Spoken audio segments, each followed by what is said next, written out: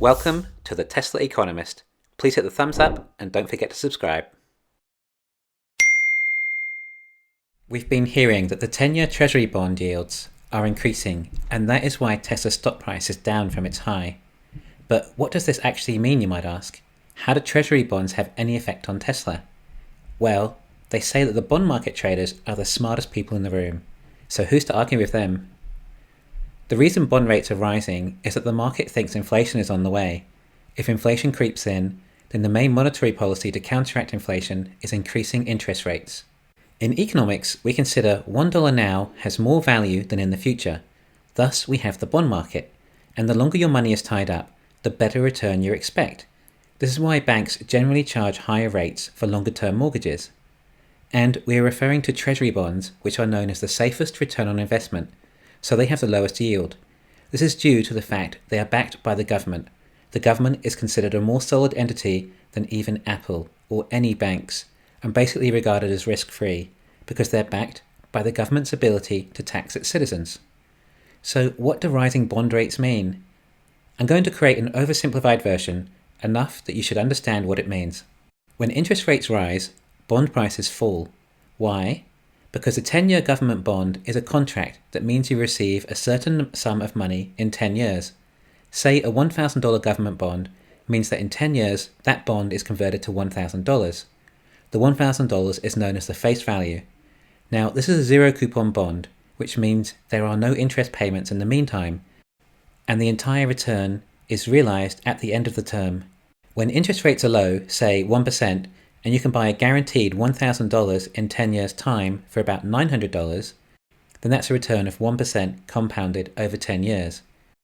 But if interest rates rose to 2%, then the same $1,000 bond would then only be worth $820. In other words, $820 compounded at 2% a year will come to the $1,000 face value. In other words, the same bond is now worth $80 less.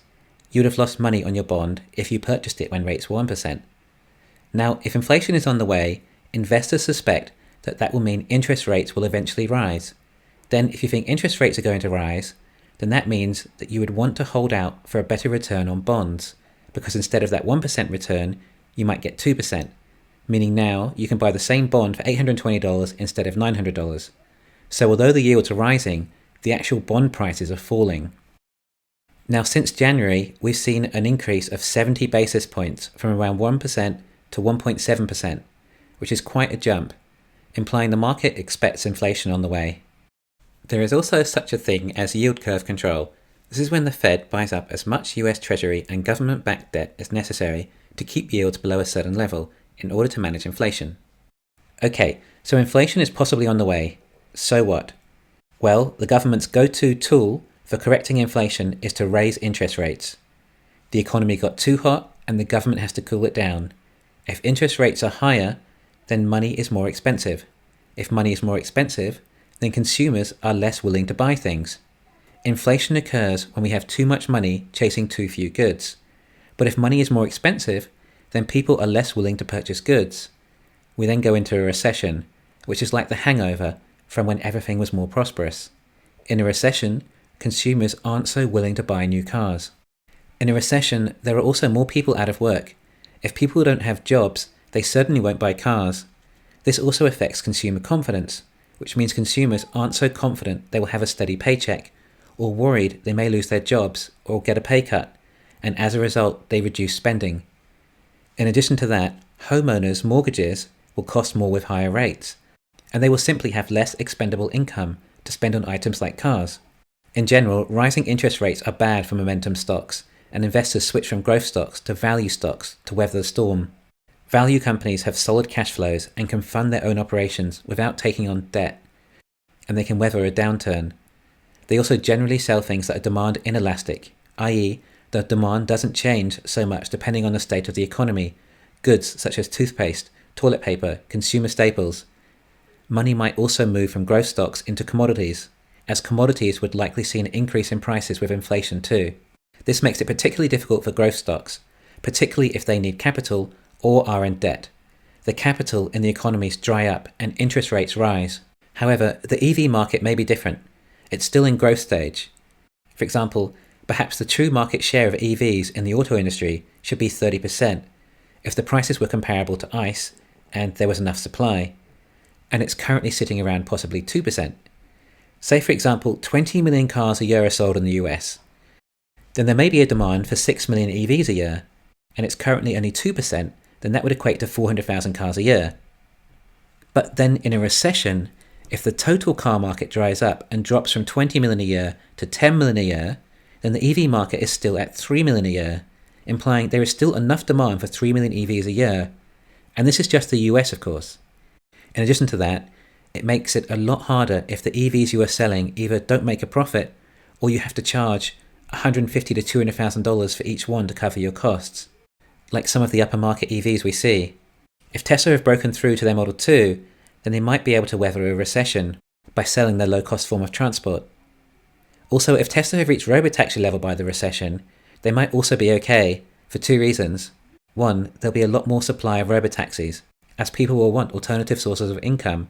If they can earn an extra $10,000 or $20,000 a year letting out their Tesla, then that is something they are more likely inclined to do in a recession. Not only that, despite the cost per mile being more in a robotaxi than owning an average car, consumers feel a lot more comfortable paying a few dollars for a ride rather than a big initial overhead of a large capital expense like a car. In other words, robotaxis could thrive in a recessionary period. Not to mention how much robotaxis undercut Uber and traditional taxis. Not only that, then we compare Tesla's debt to their competitors. Suddenly their competitors will have a lot of interest to pay. It may have been feasible for them borrowing nearly $100 billion when interest rates are low, but when they rise and no one is buying your cars, you're in serious trouble.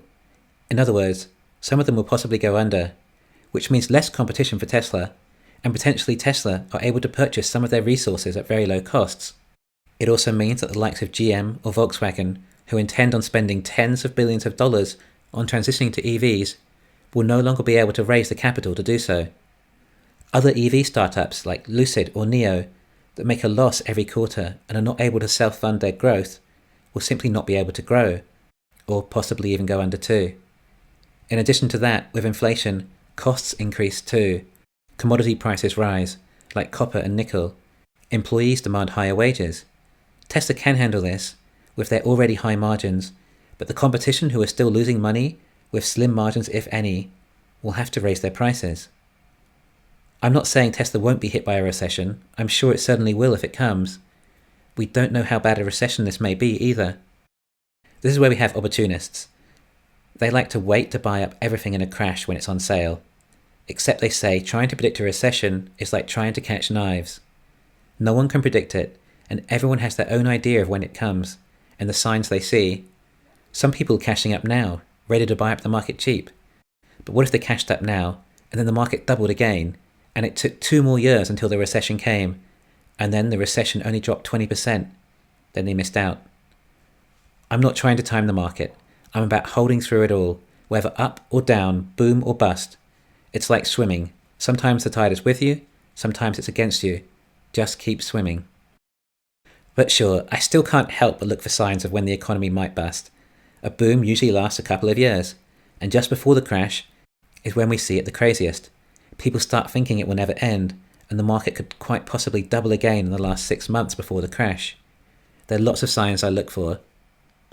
The famous economist John Maynard Keynes said, "The market can remain irrational longer than you can remain solvent."